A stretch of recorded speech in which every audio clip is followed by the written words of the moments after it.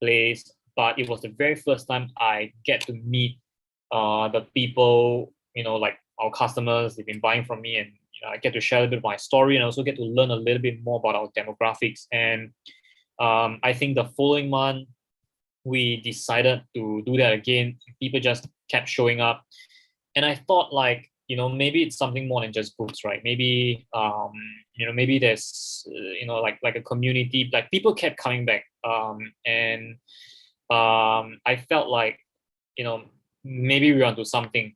I think one thing led to another. My aunt decided that I should not use her space anymore.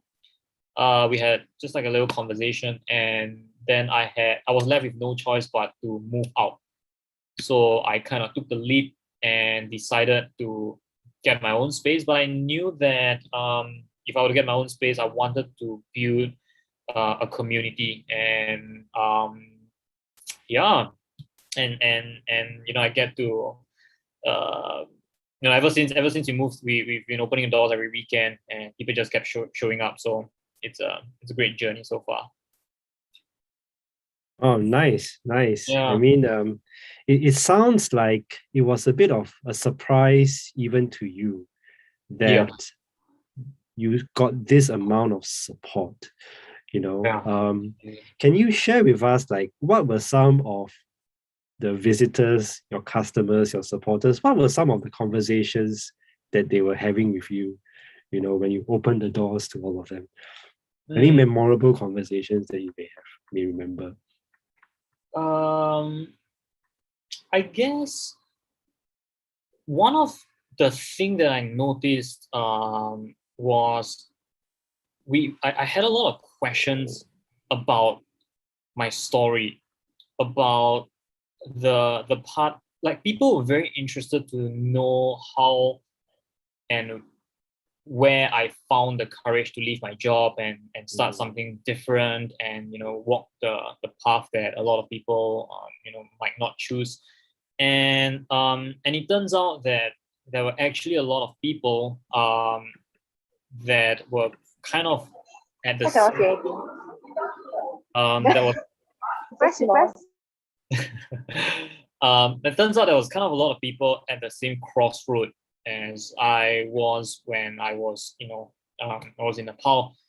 And yeah, so I guess people just needed an example of, like, hey, this guy's, he did it. Like, maybe I should, go out and do one thing that scares me. That's like, my mantra, to do one thing that scares me every year.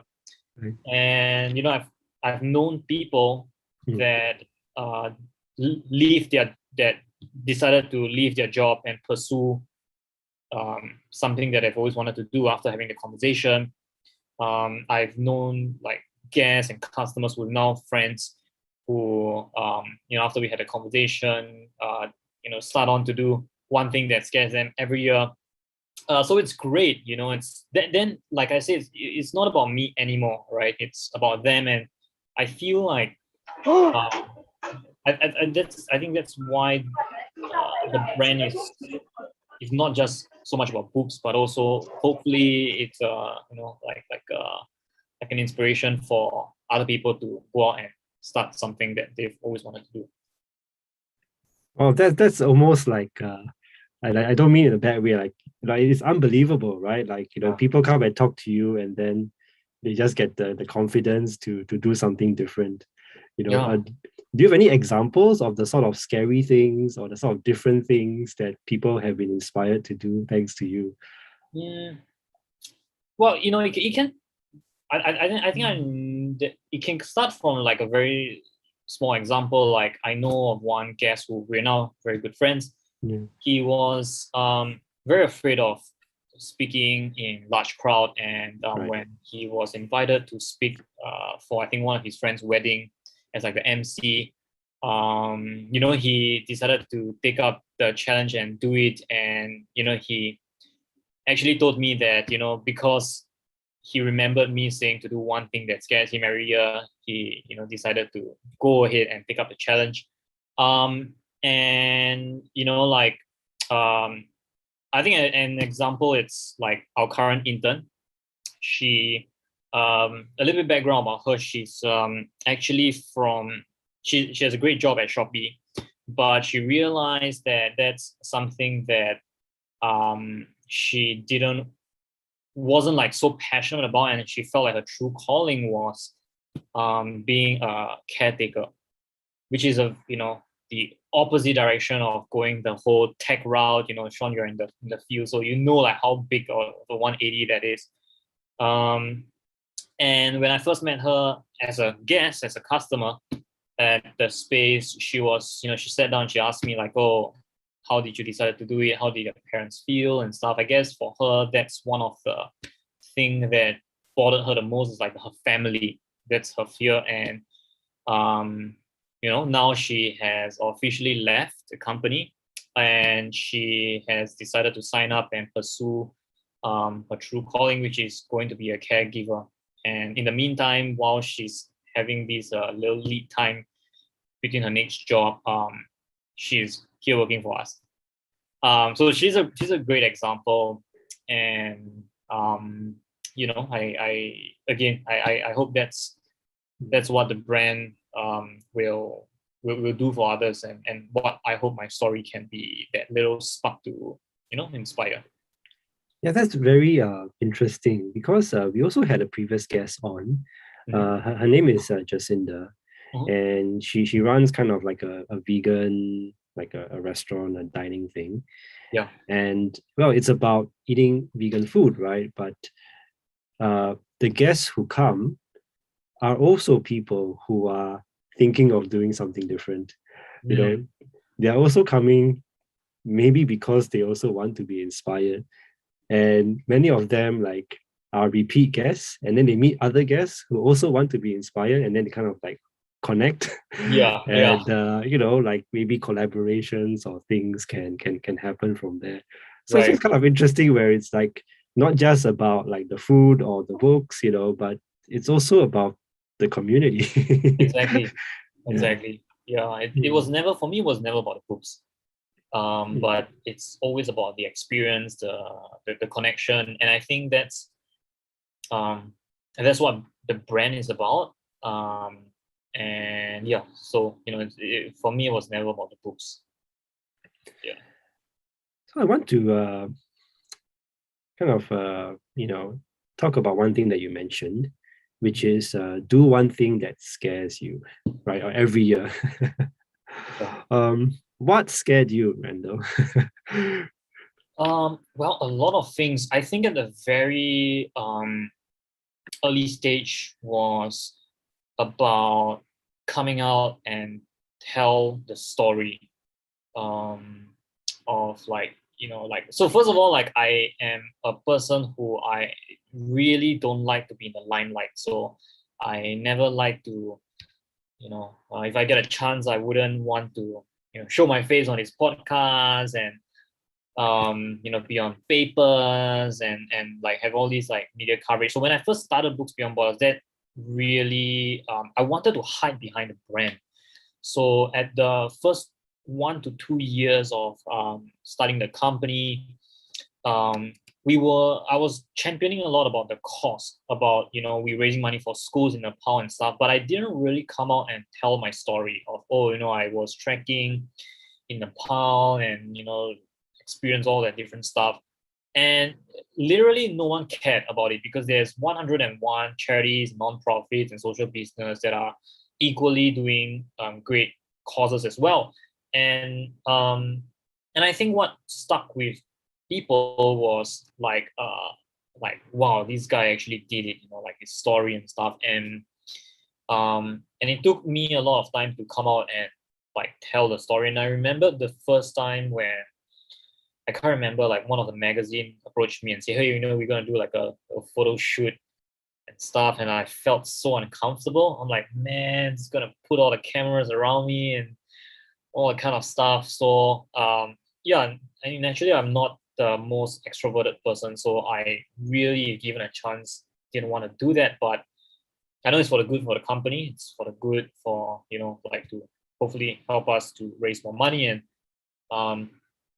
and just decided to go ahead with it. And so things like even moving into our own space, signing that lease, that scared the hell out of me. Because it's not like, what if nobody turn up?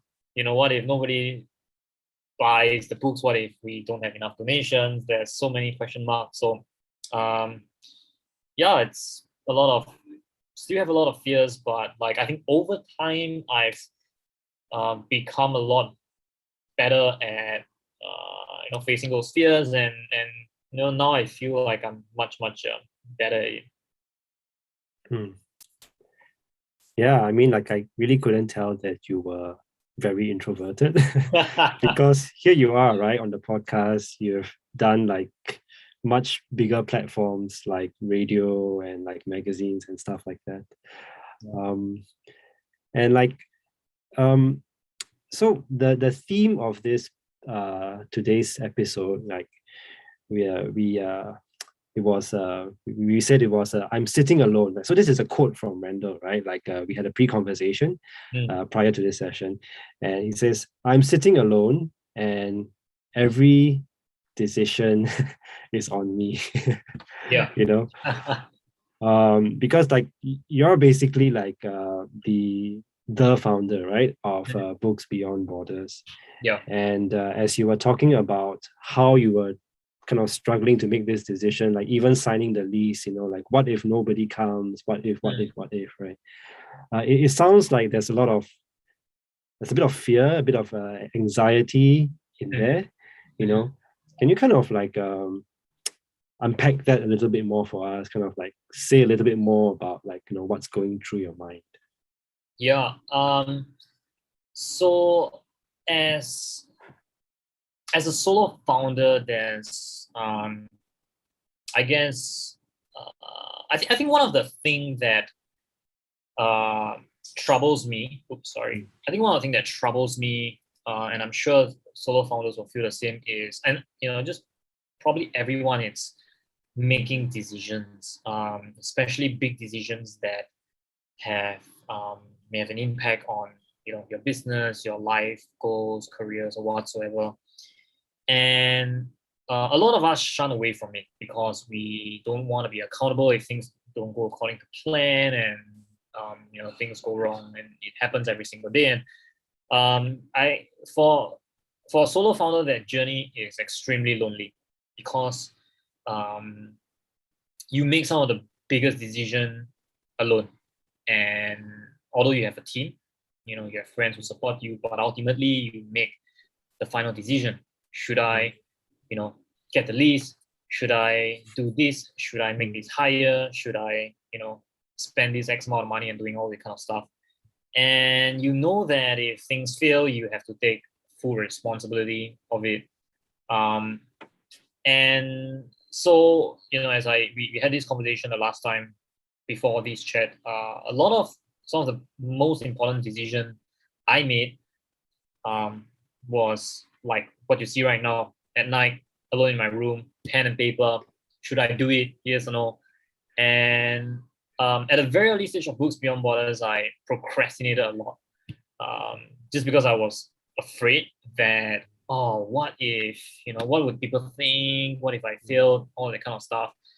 And yeah, it's incredibly lonely. And what if this don't work out? Like I'm not 19 years old and wild and free, like can go out and just try things, don't work. Like I've got to think about the family and the future and all that kind of stuff. You want to get stuck with, selling a $5 secondhand books. What if it don't work? So tons of questions. And yeah, that's a lot to bear. But again, I think there's also the thrill of seeing things work because you decided to take the lead. And if there's one thing I've learned, is that I've never regretted making a decision, whether it's good or bad, but I've always regretted not making one. And that's the biggest lesson for me, I think, at Books Beyond Borders. Like, like for example, moving and getting my own space, I've thought about that for months. And when I decided, like, what, just do it. I just regretted not doing that much earlier. And Yeah. Mm. Can you say more about that, right? Because you say like you never regretted making a decision, even if it turned out bad. Yeah. So like there must have been a number of them that turned out bad. And could you kind of like share some of them with us? And because you're saying, right, like even if it turned out bad, it's still kind of better than not making a decision. Yeah. The funny thing, it's like I almost don't think that there's a bad decision.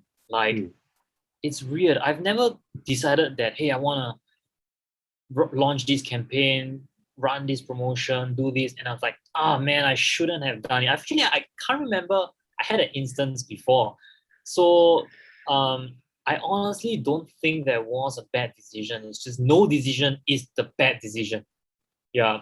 So there was a lot of instances where I made no decision. I thought about, oh, I want to do this, and then I just talk about it, tell all my friends, and then like it didn't happen. And that's like the worst decision. But surprisingly, everything we did was great. Yeah. So that's a big lesson again. Like no decision. It's a worst kind of decision. Yeah. Yeah, like would you say that you're lucky, or would you say that like it seems like everything you've done, as you mentioned, has worked. Yes. I don't think that everything I've done has like reached.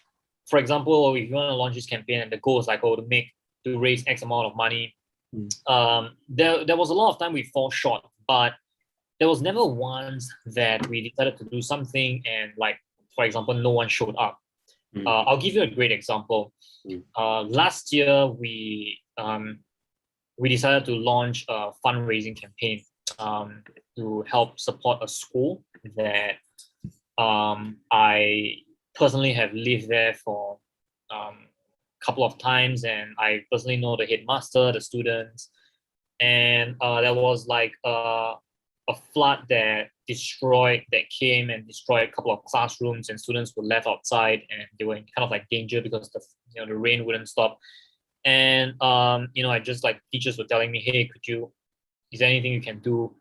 And I knew that our profit wasn't enough to support like the rebuilding of a classroom. Like the only way I could do it is to come out and raise money. I'm not sure if you guys seen the video, and I knew that the biggest impact would have to be me coming out and asking for help, like putting myself out there, not just kind of like put some photos of the flood and poor kids and stuff. Like I have to come out and say like, I need some help. I need to raise some money.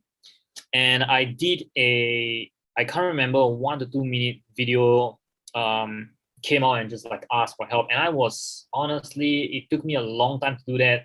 I remember like I filmed, and then just before I hit the upload button, I was like, nope, not gonna do it. Went back, slept, and then the next day I wanted to do it, keep kind of like want to edit, make it better, and I felt so weird. And eventually my thought was like, okay, what if I came out and seek for help, and then like we fail to raise the money, right? That's the thing with fundraising, because you put yourself out there and like your name's on the line, and then you fail, and what's going to happen, right? Plus we've got quite a few thousand people on our Instagram page. It's not like a little bit, so like people are watching and you're putting yourself out there. And I remember our initial goal was to raise $5,000, and we had, I think I was like planning to do it for 2 months. And I put up the video, went to sleep. The next day I woke up and we crossed $5,000. I think it was less than like 8 hours, and was really overwhelmed and kind of like underestimated how much like the community that we have built over the last 2 years. And we've increased it to 10,000. We completed the fundraising in less than 24 hours, and we were able to help rebuild like 2 classrooms and support on other like classroom materials. So so again, I guess that was like really making decision to just push the button, get the video out there rather than kind of like thinking about it. And yeah, and it always turned out better than expected. And just amazing to know like how taking action has helped these companies so far. Mm. That's very nice. Yeah. I will open it up to questions for in maybe like 5 to 10 minutes. So if anyone from the audience has questions, just kind of, or you might want to ask a question, now's the time to just think about them. Given that there are so many people, I'm noticing a trend, right? There's so many people who like really want to help you, really want to be part of this, really want to volunteer and kind of like be part of this community and do good because they believe in this. Have you ever tried to find a co-founder, like someone else to share the burden? I guess co-founder, you really have to kind of like get it at the very beginning. I mean, 3 years into the company, it's honestly going to be very difficult. But again, I was very lucky actually at the very early stage of starting Books Beyond Borders. I have a very good friend who started was with me on the first year of the journey. He was traveling with me, and unfortunately, we had different goals in life.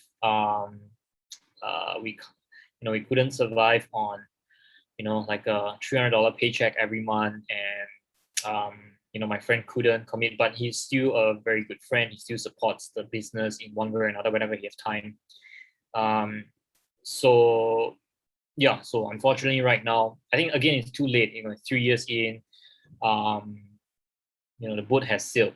But maybe not quite co-founder, but at least like a partner, to maybe also make some joint decisions or to make it not so lonely. So you all can sit together and then you can make decisions together. Yeah, for sure, definitely. So I don't rule that out. Right. But have you thought of like looking for someone, or maybe that's not quite on the cards right now? Or maybe you have someone else who actually helps you get stuff done. First of all, I've got a lot of help. It would be wrong to say like I built this company alone. It would be wrong to say I set up like if you've been to the book barracks, there's a lot of like decorations pretty much everywhere. Like I did not put everything up myself. My friends, my wonderful volunteers, they come and help put a lot of pieces together. They give me feedback. So I'm very blessed to have like people who believe in the mission and just kind of like there to help build this together. So I think that's more than I can really ask for already. And even until now, like every weekend we have people asking like, hey, is there anything we can help? Is there anything we can help? So I'm just like super lucky. Even you guys giving me this platform to talk about my story, it's a big help already. So it's an effort from everyone. It's not just me. It's almost like if you do the right thing, then people will be naturally attracted. Yeah. It's crazy. Yeah. So I want to ask one more question before opening it to the audience, which is GSD. Does that acronym mean anything to you? Yeah, so GSD, it's like get shit done. And I've got a couple of friends who we have this monthly meeting called a GSD meeting. We're all entrepreneurs. We are all like starting our own stuff, and every month we come together and we talk about some of the crazy ideas that we have, and we just motivate each other to get it done. And again, it's because of having friends like that I'm able to make a couple of bold decisions about the business. I feel like I'm not on this alone. So and there's a mentality to focus on getting things done rather than trying to draw ideas on a board, plan, and nothing gets done. So I think that's also the very startup mentality that I've learned, in my last few years of being in the whole startup culture of just move fast, break things, and just people. They have a saying, I can't remember. It's like the riskiest thing you can do is to play it safe, because everyone's playing it safe. Right. And so Right. yeah. Right. It's like the worst thing you can do, as you mentioned, is to do nothing, right? And not make a decision. Exactly, man. Right. But like, can you say anything about like how those folks in this group, how do they kind of like push you on? Like, what are the things they say? Anything kind of like concrete you can share with us? I guess my friends, like, you spoke with them, Scott, and one of my friend Kavita, whenever we had some crazy idea, I'm sure everyone have this group of friends where if you want to come up with some ideas and you share with them, and you get some people who will try to shoot down your ideas because they think it's crazy, or because they think like, oh, do you sure you want to do this and stuff. But like, I'm very lucky to have my friends in this group that would always say, hey, just do it, man, just do it. They always say, just whack. Yeah, like, and like the energy level, it's great, like being with my friends. And for me, I'm very protective of the people I hang out with. And again, if there's one thing I learned about doing this for now 3 years, is that the people around me matters a lot. I try to stay away from people with very, very low energy, or like pessimists and stuff, and try to hang out with people that have like super high energy level and always optimistic. And a lot of them are like, just do both things. And I guess that's been very helpful so far. Yeah. Nice. Find people that you jive with. Find people with the right energy. That's so important for me. Yeah. All right. Do we have any questions from the audience today? Maybe I'll just start off first.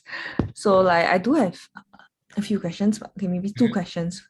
Okay. First question would be like, you talked about the energy point, about how you want to hang around people with high energy. So like, were there any instances in your journey so far where you met kind of people who gave you negative comments, and like maybe even, I'm not sure about your family, like how supportive they are at the beginning and now, and even friends lah, like how do you deal with different kind of opinions being thrown at you? I guess first of all, because we are doing, we are raising money for schools in Nepal, like I don't think anyone would say bad thing about that. Like everyone's kind of like, I think a lot of people, at least when they first hear about Books Beyond Borders, they are always supportive, like, wow, that's a very noble thing to do. Like, so the great thing is, because of the nature of our work, nobody has ever said like that's a bad idea. But I know for a fact that there are a lot of people that thought, wow, I don't know how these can work, but I'm gonna support you. My parents are the same. They're gonna be like, I honestly don't know how these can, go far, these can scale, but like, I wanna support you. And they didn't tell me like straight to my face, but I can feel that. Even honestly, even for me, like I doubted myself. I honestly have no idea how far these can go. I have no idea like how many books we can sell. If you've been to the book barracks, you bought books for us, that our book is really, really cheap. And to even just cover the rent, we have to, probably sell thousands and thousands of books. And so like, but it's that whole, like having this community and just doing something different. And so I've never dealt with people that are like negative or like pessimistic about the work I do.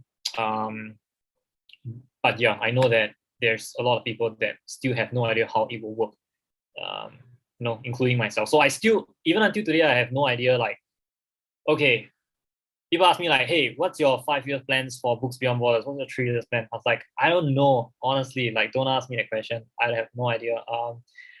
My goal is to make sure that we're still in the game.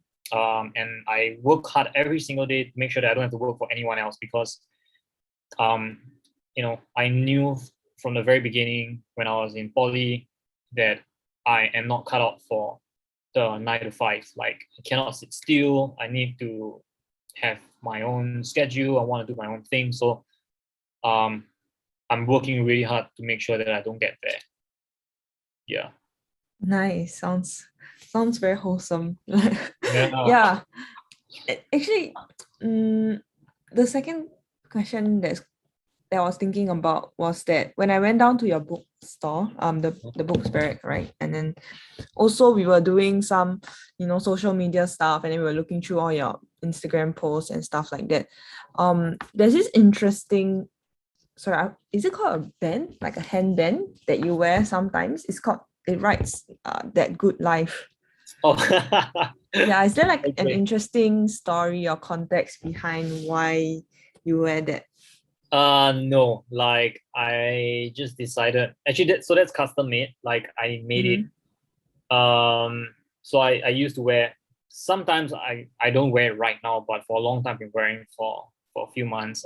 It's like a little rubber band that says that good life. And just a reminder that life is good, like with the whole pandemic and everything, people losing their jobs, losing loved ones and stuff. And like I am still out here with the opportunity to pursue what I really want to do.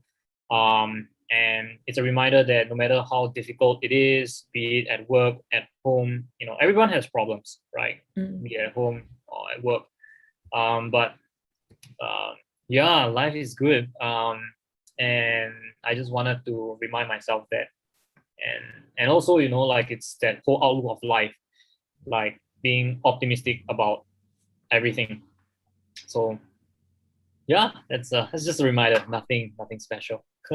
Right. I mean, it's quite related to your previous answer, right? Like, I think you generally lead with a very, very positive mindset, and people around you kind of supports. They may not know whether Books Beyond Borders might last, like don't know how many years down the road, but they trust in you, right, as a person. Yeah. So yeah, like I think like the energy level that you project out to other people is so important. And I talk to this to all my friends, like people can feel it. It's contagious, and I try my best to make sure that when I show up at work, I show up with the right energy level, be it to our volunteers, to our team, to everyone I talk to. And just good things happen when you have good vibes. Okay, Yeah. interesting. But what about meeting people that you definitely can feel that the energy is more negative side? Have you ever tried to change it, like help them, and does it work? But how does it work? Well, first of all, I don't think you can change anyone. Like, it's almost Okay. impossible. But I do believe that you can inspire someone to be more optimistic, and to be more bubbly and stuff like that. So I've met many people that are like Debbie Downers and everything, and it's just kind of like it's bad vibes. Like I think my friends close to me know that, like, actually at the book barracks, I'm quite protective of the space. So I try not to have people with bad vibes in. Yeah. So yeah, that's just Cool. it. Yeah. Okay, thanks for sharing. No worries. We have a question from Herman. He asks, any new activations or exciting ideas for Books Beyond Borders this year? Okay, this year, well, definitely, honestly, right now, we don't have like big plans yet, but definitely one of the things that I'm working on is to increase like the amount of inventory we can hold, try to do like more events and build community at the space that we have. To be honest, I don't have any concrete plans right now. I I'm just focusing on making sure that we can pay the rent every single month. That's number one. Second, we are able to continue to serve the customers, our guests, and people who have been supporting us. And kind of like see where that takes us. So I'm sorry I don't have any concrete plans, but who knows? I wake up tomorrow and I have some crazy idea, and and and then it just happens, and I take action, and let's go. So it's a surprise. Yeah, I mean, many of us talk about like planning, right? Like, as though it's always a good thing. Like, you got no plans, then they kind of like look at you like, oh, why are you not like, thinking far ahead? Why are you not like being responsible? But I feel like not having plans works for you in some ways. I feel like not having plans is a virtue in some ways for you. Like would you be able to say something about that? How does it feel, right, to you, right, to not have a plan? Okay, first of all, we do have plans to like grow the business, but it's kind of technical, so I don't want to go into that. But I don't have like a 5-year plan, 3-year plan, and stuff like that. We do have some like different metrics we want to hit, all that kind of stuff. But again, super boring. But I think my approach on running Books Beyond Borders has changed since the first year, and now we're moving into the third year. The first year was more like, we're going to raise this amount of money, we're going to sell this amount of books, we're going to have, kind of like put a number to it. And I realized that every time I fall short, I become really hard on myself. Like I would, fall into this like rut, and it's like, God, shouldn't have done it, you should have set your expectation lower and all that kind of stuff. And it pulls me away from why I started doing this. And the goal for me was to enjoy the process. And it's still something I'm trying to learn, still something I'm trying to remind myself. But I've worked in different styles before, and I got a bad burnout. And I know that when you start to feel tired and you start to get burnout, especially as a founder, then that's really a very big red flag, because the entire company is on you. So for me right now, like I really want to enjoy the process. It doesn't matter if like we don't grow as fast as possible, like as I want to, or raise as much money as I love to, fund as much projects. But what's most important for me right now in the future is that I got to enjoy the process. And if there's a moment where I feel like I don't want to get out of bed to go to work, is a day that I know like we have failed, regardless of how much money we've raised. We can raise 10, $20 million, but if I struggle to get out of bed, struggle to come to work, then like I'm not doing it, because it just misses the point of me doing what I'm doing. So like I really want to enjoy it. And again, it works differently for different people.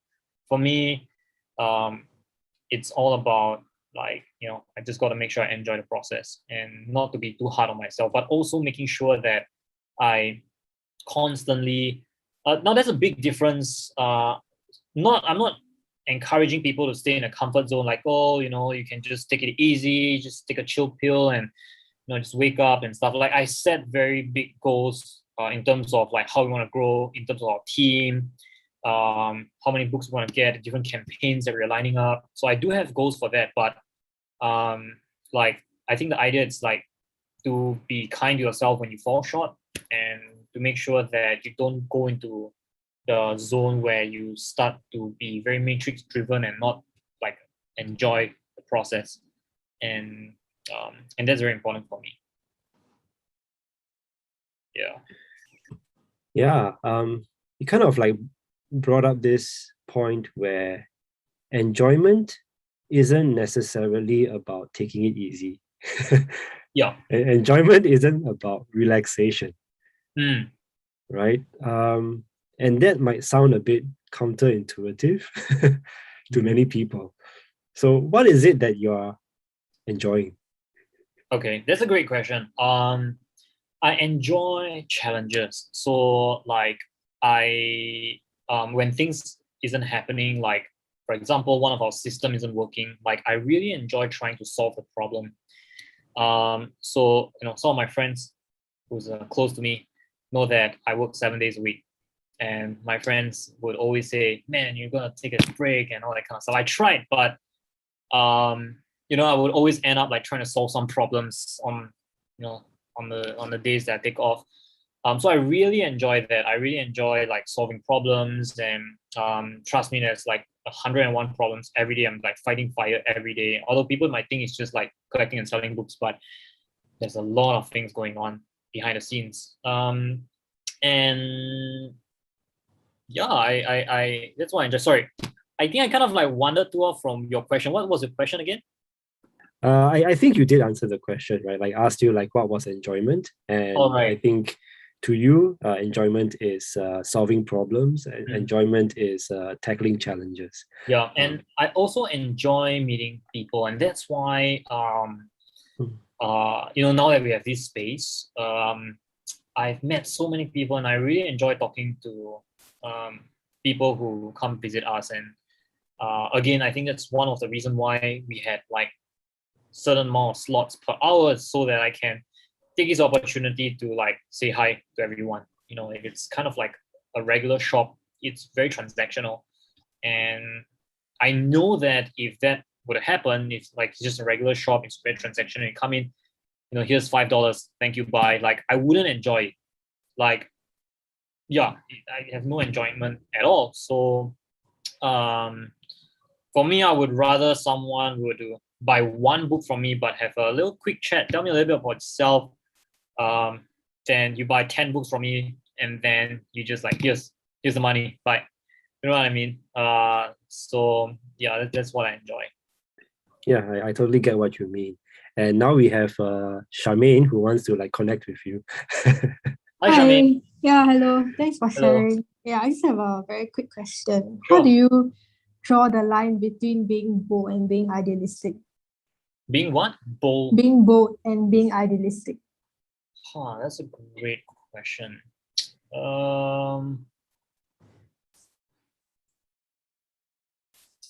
Honestly, I think as the year go by, like, that line of what you think it's possible has kind of moved, like that ceiling has moved high. So at a very early stage, I never knew a lot of things were possible. I thought like, we've got to be, yeah. Okay, let me figure out how to explain it. Yeah, as I mentioned, I think along the years of running Books Beyond Borders, I feel like I've expanded the limit of what I think it's possible.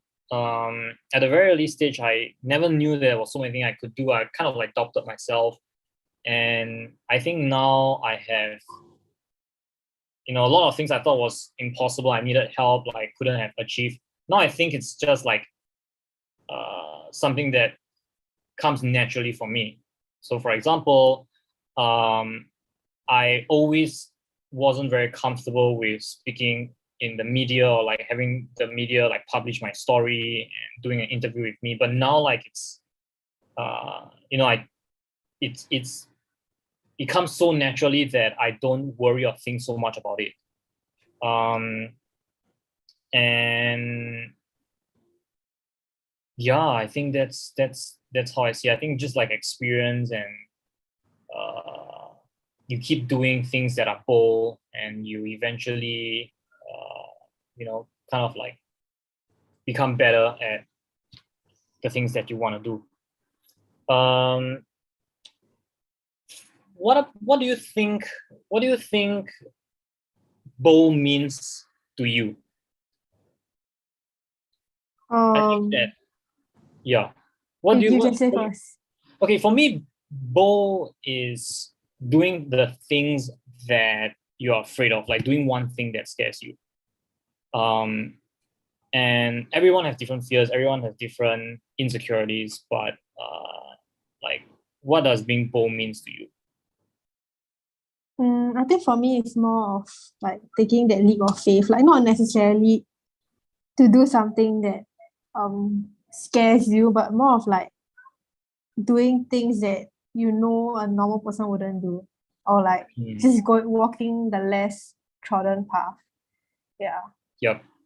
I think that's kind of like similar as what I feel also.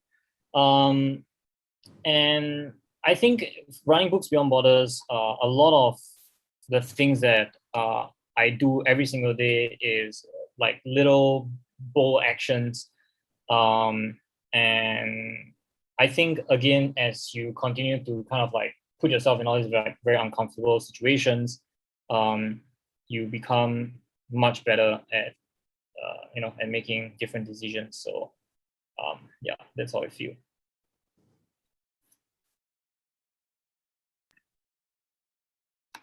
Thanks, Charmaine. That was a great question. Also a great question from Herman just now. Are there some things that are too bold for you?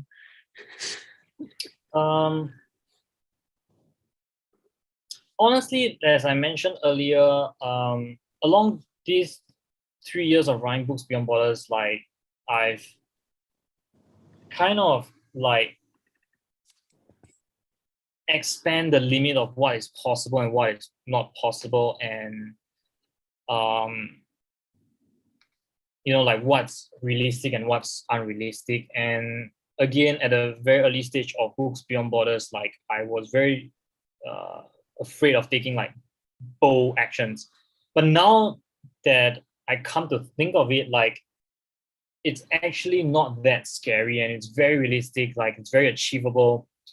And I think right now, I honestly have not much of a fear in the things that I want to do. I think I have trained myself, at least in the last 3 years, to like just go for it, because like what's the worst that can happen? Like I always ask myself this question, like what's the worst that can happen?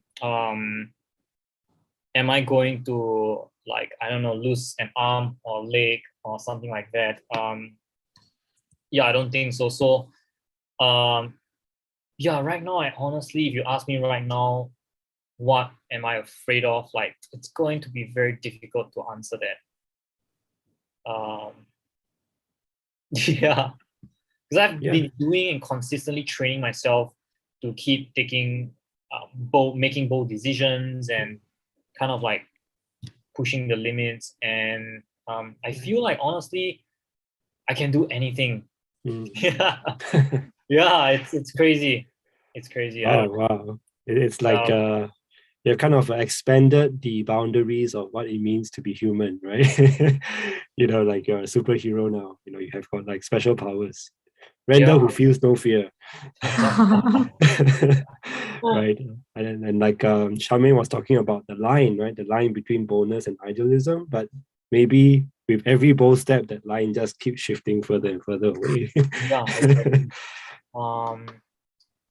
So honestly, I think that's the biggest personal growth that I had running Books Beyond Borders, is that, like, that whole line keep shifting upwards. And I feel like, as the saying goes, like the sky is the limit. I'm not saying that everything I do will be successful, but like I'm very excited to try as many new things as possible, and that's super exciting to be in this position. Right, I think we have a raised hand from Yoshan. Yeah. Wow. I mean, when you were talking about the bold decisions, right? I'm curious, like, how much of this came from maybe your experience in the startup scene? Because, I mean, actually, I study in my school is quite tech based and quite a lot of entrepreneurship stuff going on. Then I feel like, it's very stressful when you're in those kind of environment, to a certain extent. But you said that when you first started Books Beyond Borders, you kind of felt that it was there were things that you were still afraid to make a decision for, but then you slowly grew out of it and things like that. So yeah, how much is it from your personal, like how do you gain that kind of confidence to make that bold decision? And if like your experience in the startup scene actually had any influence on it?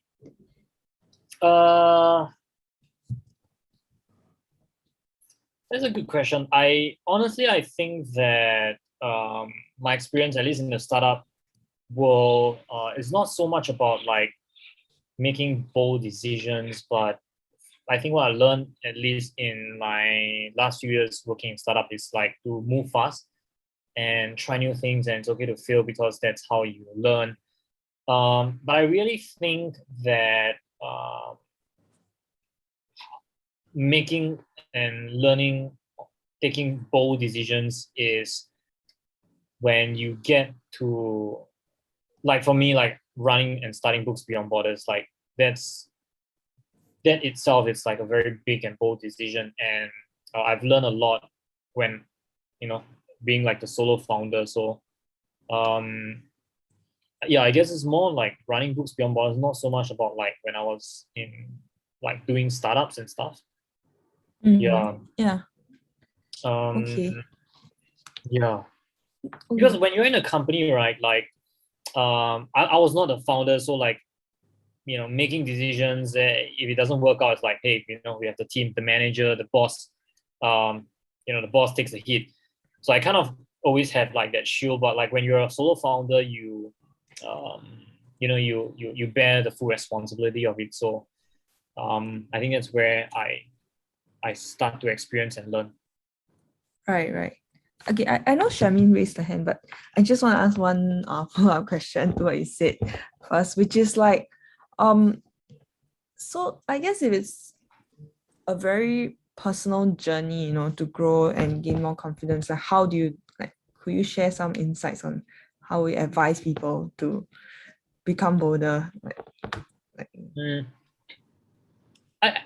I think I'm not sure if you said the word confidence, but being bold is about having the confidence to take the lead, do the decisions, and look, I think one of the big skill that I learned running Books Beyond Borders, putting my face out there for the last 3 years, it's like being more confident about myself. I grew up not being the most confident person. I was, kind of shy guy. Wouldn't want to raise my hand in class. Like if the teacher points a finger at me, I was like, shit. So I guess it's, okay, wait, sorry. I just want to make sure that I'm still on the same question. Your question was? Like, how do you gain confidence or grow yourself to be more comfortable in making like bold decisions? So it's about being okay with failing, saying the wrong thing, falling short and stuff, like, and not really so like worry about what other people think about you. I think, it's like working on a muscle group. The more you put yourself out there, the more you try, the more you fall, you kind of like get immune to it. As I mentioned, I was very uncomfortable speaking on like medias and stuff, but after a while, like it kind of felt like second nature to me, and I honestly don't think too much right now. So my advice is to just like put yourself in an uncomfortable situation. And for me, I personally do a lot of things that makes me feel uncomfortable every single day. Even one of the things that I'm working on right now is cold showers. So my number one weakness is cold showers. I'm really afraid of cold water, but I've been trying to take one cold shower every week this year. And it might sound like nothing to you, but like it's a very dark battle with me and in my bathroom. So yeah, that's funny, but cool. I mean, so essentially I think it was more like, it's similar to what Scott would say, right? Like just do it. Yeah, just do it. Just YOLO and do it. Be uncomfortable. Yeah. Cool. Okay. Yeah, I guess Charmaine, you would like to ask a question? Yeah, it's kind of like related, but I was just curious. Do you think running has also helped you to develop that kind of mindset? Like the just do it mindset? Because I mean, I also run lah. Then, Oh wow. yeah, I was Okay. just wondering whether you got the same. Like, So I started running when COVID hit. I've never been a runner. Like I hate running. I cannot even run like 2.4 kilometers. But I now enjoy running a lot. Run every week, few times a week. And for me, running is so I love running like long distance. And I think running for me is not so much about a YOLO, just do it and stuff, but there's not many activities out there. Okay, maybe going to the gym is the same, but like I think running is one thing that like it's so hard to put on the shoes and go out for that run. understand. Yeah, so uncomfortable. Like it was never about the kilometers. It's about like just putting on your shoes and walking out the door. And that constant uncomfortable battle every single day in the morning is that what I want to be put into that situation. It's kind of like fight the resistance. And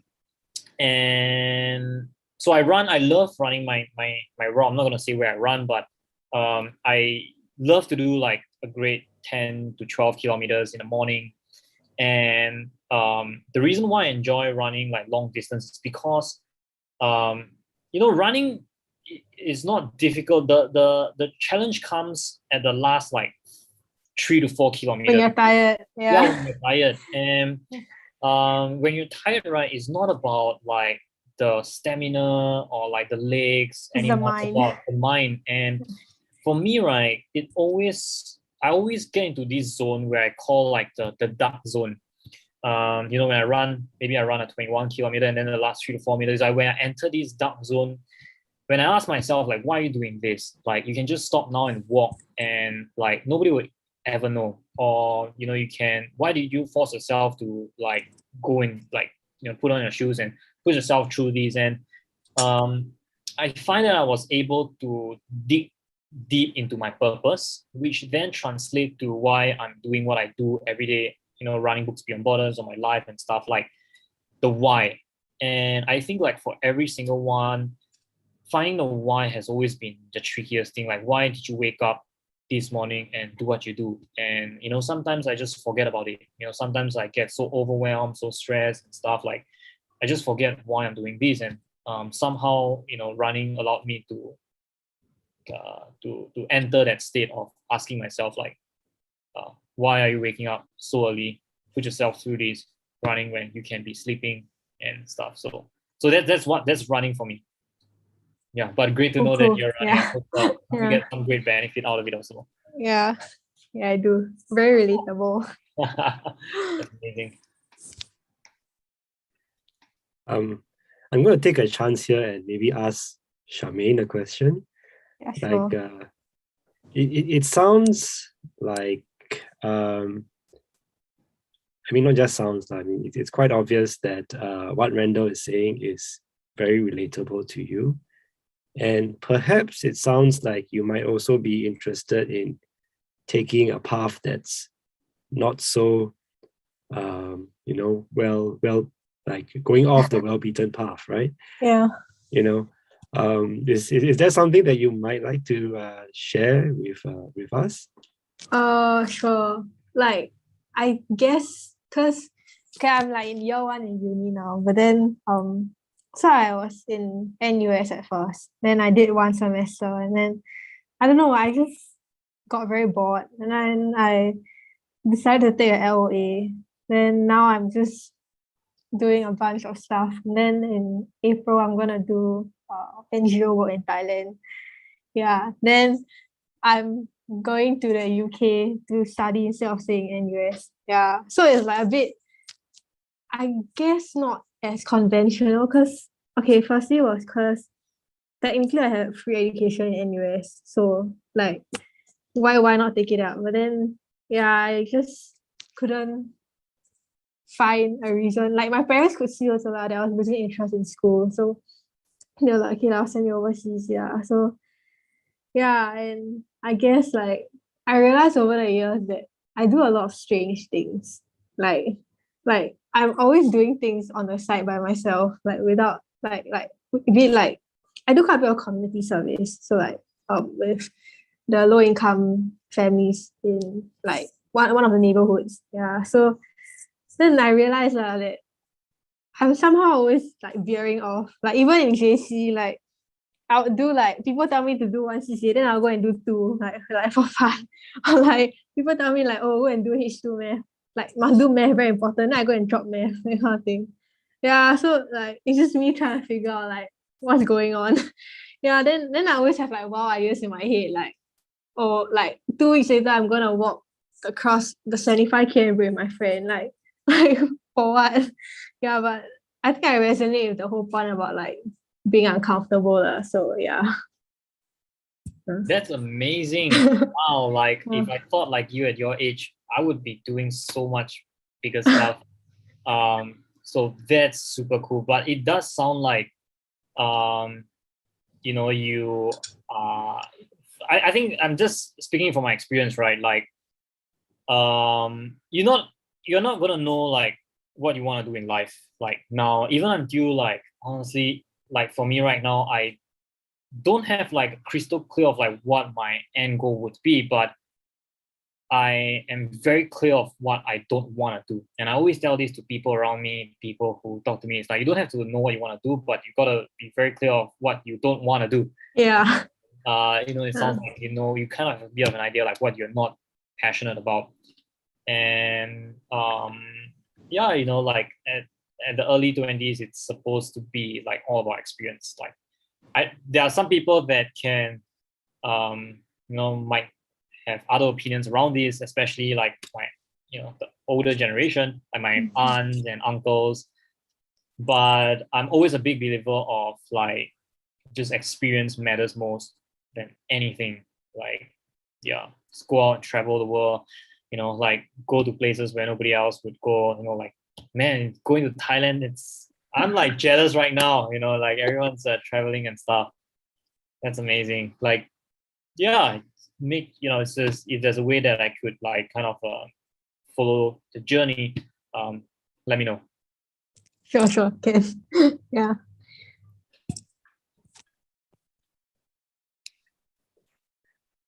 Yeah, I just really love this kind of like back and forth between Randall and, you know, all the members in the audience. Anything else that anyone wants to ask or to kind of just share? I have one more question. I think I asked our previous guest as well, and I thought it was very, very interesting. Now I'll ask the same question back to Randall, which is like, if there's one quote that or motto that you live by, right? Like that you would like to share with everyone here. And I mean, not just in the call, but also, you know, people who listen to the podcast later after we publish it. Like, what would it be? And maybe if you need some time to think about it, you can think about it while someone else might have another question, or yeah, if you can think about it, if you have something to share right now, feel free to like share it. I don't have a quote, but like I just have like this mantra that I live by, which is, you know, and I said it at the very start, like to if there's one thing that you always wanted to do, but for some reason you are afraid, don't have time, or like, you know, just kind of keep pushing it away this year, like what it is. Like I'm very excited to know like what's that one thing that scares you this year, and like I challenge you to like go and do it. No, you know, it can be anything. Like I remember I asked one of my friends many years ago, and she said that she was very afraid of heights, and that year she did bungee jumping. And you know, it just like the entire year could be bad, but you know, just because she did that bungee jumping, that was a great year. And you know, I just had this conversation with one of my friends who again I met at the barracks, and she told me like she's working for like a consulting company in Singapore for many years, and like she really wants to go to Germany to study there. And she came down to barracks one weekend and just like, I'm kind of like stuck. Like, do you think I should go or do you think I should stay? I'm like, you're asking the wrong person, because you know, like when you're talking to me, you kind of like asking, you know, you already know what you want. And that weekend, no, that night after she left, she booked a ticket and she flew to Germany in 2 weeks' time. So yeah, I think that's one message that I want to leave people is like figure out that what's that one thing. You don't have to, go to Everest or could be anything. I don't know, propose to girlfriend or boyfriend or something like that. That what's that one thing and do it. Do one thing that scares you this year. Cool. Thanks for sharing that. Yeah. So maybe let me try another question. Okay. Something that not really a question, but maybe a group activity, which is so I heard right at the start of this conversation that Randall has talked about how the book barracks, books beyond borders, it's not about Randall, it's about the community. And it's really about an experience that people get, right? When they come and they interact and they mingle. So my activity is, like, could we help Randall, maybe brainstorm or ideate on some things, any other things that, you could do, going forward in 2022 this year, that could make your place even more community-like, even more of an experience. How does this sound? Sure. I'm all ears. Have a jam session. Sorry? Who's gonna start? Jam session. Was that? Like have like certain Fridays or something where you can just have people like bring in like guitars and just Okay. Can you sing? Sorry? Can you sing? Oh, I can't. I have zero musical talent. Okay, Yeah. jam sessions, yeah. Kind of like a little huddle session.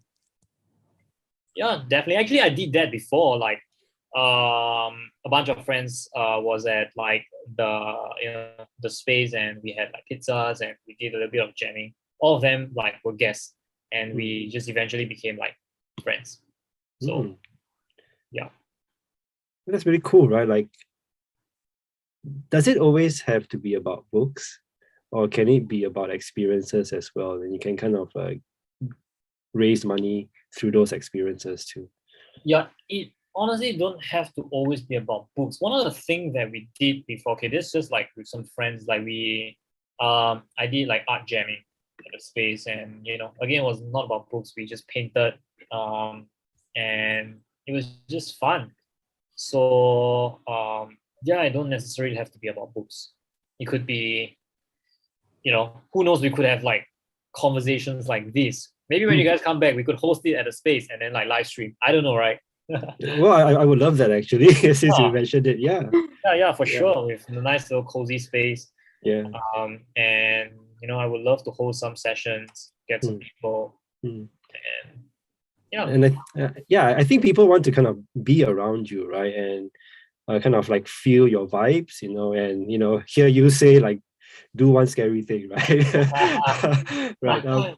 Like I'm wondering, like Charmaine or anyone, any other guests on the call right now, like, do you know if you have any friends of friends, who might actually benefit from therapy like this with Randall? Wait, like what therapy from what? So like you got a therapy session from Randall, right? Like, I Oh. think today he inspired you. So maybe like, do you have any other friends or relatives or friends of friends, people who might also benefit? Yeah, I mean, I have a friend who wants to come to the barracks. She just contacted me like 1 or 2 days back, but it's all like the tickets keep selling out like when she wants to buy it. So she was like, oh, when is the ticket gonna come back and things like that. Then I was just like, I think when she texted me when I replied her, then I saw that the tickets were out lah. But yeah, I mean, she was also very inspired by the post, that the first post that we created, and but I think meeting you in person will be a different kind of experience as well. Yeah. Yeah. So Yeah, Like you for were me, saying? like I love to meet as many people as possible. And I always say like it's really not about me. We could have like the first 10 minutes talking about sharing about my story, but like I love to hear your story as well. Like how Charmaine shared her story, and it's kind of like, inspiration is a funny thing, right? Like, when you get to inspire someone and then they do something and then they kind of inspire you back. Mm. And it's like a little inspirational boomerang. So it's a nice little thing. So I'm always inspired by all the stories and people that I've met. And yeah, that's why I really hope it's not about me, but like maybe my story is the catalyst for people to kind of like open up and share. And then we can have a community of people who just do bold, unconventional things, and then let's kind of like inspire each other back. Yeah, it's kind of cool. It's almost like there are multiple ways, right? Like one is kind of a fireside chat with Randall to kind of like get the spark going. And then maybe after that, it becomes a bit of an accountability group, right? Like maybe you meet every quarter or whatever, right? And then like, okay, what was the one scary thing you did, right? Yeah. Exactly. Yeah, maybe you can have a wall where people put up their scary thing that they want to do. And then Hey, that's a great idea, man. you just track. Like, people will come back and like update the wall when they make Maybe I could have a progress. wall and then like I'll let people scribble on the wall like, hey, that's one crazy thing you've done, or like what scary thing that I want to do. And then just like kind of like scribble there, and then we'll let everyone see. Yeah, chalkboard. Yeah. Yeah. Totally okay. It'll be up soon. Okay. Yeah, that's cool. That's cool. And I'm going to take a risk here and like ask like, like some of the folks who haven't spoken up, might you have something you might want to say? So if ST, Herman, Florence, perhaps. So can you hear me? Yes. Yes. Okay. Yeah, I speak to Randall like almost every week. So so every week he asks me, so what can you think about to improve the book barracks? And I'm like, oh God, you're squeezing me dry of ideas. Yeah, but I must share that. I think he always introduces me to the people that come as the OG. The one that comes went to the book barracks even before this particular place. Mm-hmm. So I was bored during COVID, and I think last year was really quite a difficult year for me in terms of work and everything else. I mean, with the COVID, I think everything just hits. So when he opened up, I thought, okay, I must just go and take a look at this place, see what this is about. And enter, I was like, wow, this seems interesting. I mean, who will put together a bookshop of sorts in this strange, dingy place? And I had to climb 6 floors up because I didn't know where the lift was. So the first time I was like, oh God, I'm panting like hell. And then I'm all sweaty, and then I'm going to this place that's no aircon. So but I found myself drawn to the place that he has built, the energy that he has. And from there, I thought, hey, this is a nice place. I like it. And when he finally opened this current book barracks, I'm there almost every week. Now I'm there every week. Every week. And every single week. I take it as my little break from my life. And also a way to help out in something that I want to do and to help Randall. Because when I come every week, I do see him, one person, doing this, doing that. I'm like, there's got to be a better solution than this lah. So I offered my help. At first, he seemed a bit reluctant. He's like, oh, it's okay, I can do everything on my own. Yeah. Then I said, okay, I'm just going to do this. So I just did it. Then he was like, okay lah. Then he just had to accept that I am going to do all this for him. So so I can say in a way, Randall did push me to, I mean, not physically, but I don't even think he realizes himself. He kind of like pushed me to do something different from what my usual routine is, and to do something for others around me lah. Yeah, I mean, I do that all the time in my work, but it's slightly different, and I get to meet all kinds of interesting people as well. Yeah. So I've spoken. Thank you. Yeah, so please ask me to speak anymore. This is alrighty. Yeah, really appreciate it too. I think it's it's also nice for Randall, right? To hear Yeah, she something like buys me that. food all the time. Like she knows that I don't eat. Yeah, he doesn't eat. That's the problem with him. So yeah lah, I have to buy him something. If not, he'll just go hungry. But now I think he has finally found out that he can do delivery of Subway. Yeah, so Yeah. he is doing that now.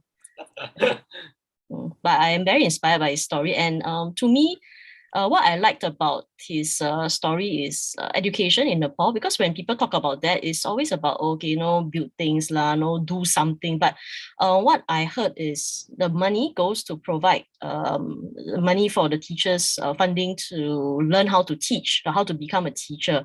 And to me, that is much more important than just building the physical things. You can have the books, you can have the libraries, you can have the whatever, but without that person to drive it, just like how Randall is driving this whole mission of his, just things just don't work. It's just there's a white elephant. So I really believe in this. So that's why I will keep continuing to buy his books. I will go there, help him out and buy books at the same time. Yeah, so I feel I'm being exploited all the time.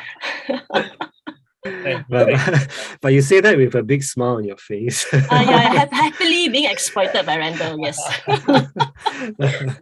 Maybe I could ask one more question of you. Okay. Do you compliment Randall in any way? Like, is there something about you that's different from Randall that makes you a good fit? Well, that's a very good question. I never thought about that.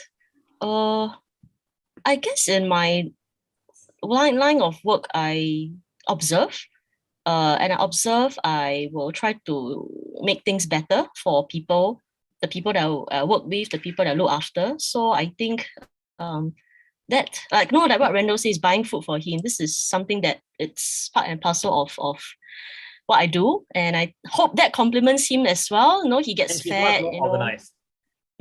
Oh, yes. Oh, I forced him to organize his stationery because I couldn't stand the way it was just lying all over. He couldn't find a thing. Then once he told me, look how organized, no, how neat this place is. I look at him, no, Randall, you're just packing rubbish into boxes again. This is not organizing stuff. So the good thing is he trusts that I will organize stuff for him. He say, okay, I bought all these little boxes. Can you sort out the stationery? So I did. And he's infinitely happier for that. Yeah, so I guess when you talk about yeah, it's definitely more organized because now things have a place to go to rather than things get stuffed in a place that is out of the way. Yeah, so I think that's how I compliment him in a way. I look and see what are some of the gaps that that I see that he may not be observing because he's focused on other things, and I try to build it so that he doesn't have to worry about all these small little things. 100%. Yep. Nice. Like that, like you don't need a co-founder, right? Like it's almost like Randall has created the space, and space is not just physical space, but also the I guess the word is like the free play, right? The autonomy for all of these volunteers, SD and everyone else to find their own niche, to find a way to contribute. And I think that's so beautiful. Like many people think like, oh, you've got to be organized. Okay, you do this, you do that, right? That sort of directive sort of way of organization. But you are organized too, but in a very sort of, I guess, a charismatic, a very sort of meaningful sort of way. Yeah. Yeah, sorry to interject, but there's actually a comment on YouTube Live. Oh, nice. Yeah, from a viewer called Crystal, I believe. So her suggestion was to have pop-up bookstores at universities, a very good way to get people to donate and also sell the books to raise funds. Yeah. Yes, we are actually planning on that. No concrete plans yet, but I was kind of planning on that. So yeah, if we do that, then hopefully, Crystal, you can help support us in one way or another. Yeah, go to universities, collect books. I'm sure all the English literature majors will be glad to hand over all their classics and all their books from all the semesters. Sure.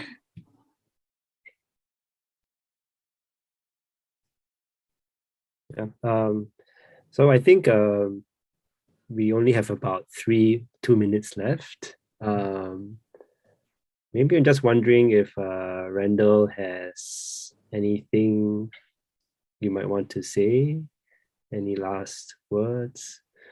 No, I think for me, like, I'm really, again, very grateful for everyone, including both of you from Stranger Conversations, for, giving me a chance to share our story.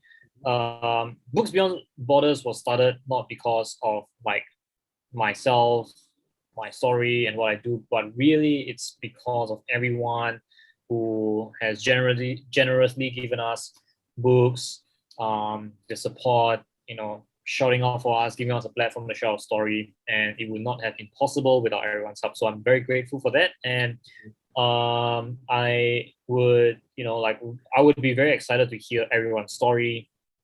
So if you guys have a chance, come and visit the book barracks, tell your story, spend a little bit of time, and I'll be all ears. And if there's anything that like I can help or anything that I can answer, you can let me know. I'm very passionate about that. I think that's where I enjoy most about my job. So yeah. Yep. So thank you so much, Randall. It's been an absolute pleasure to have you here today. I know the theme of today's conversation was I'm sitting here alone, but it certainly didn't feel like that today, right? Yeah. And I think your story is doubly inspiring because, you are also inspiring more people to kind of like walk down an unlikely path, like you.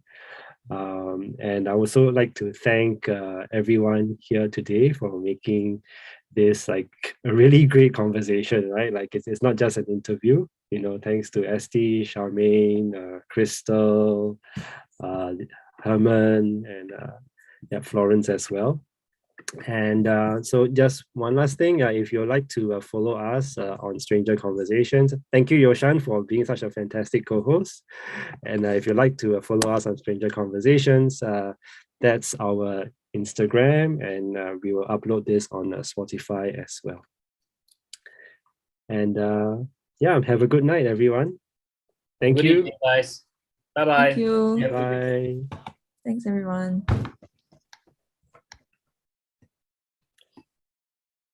Thank you. Bye. Bye. Bye.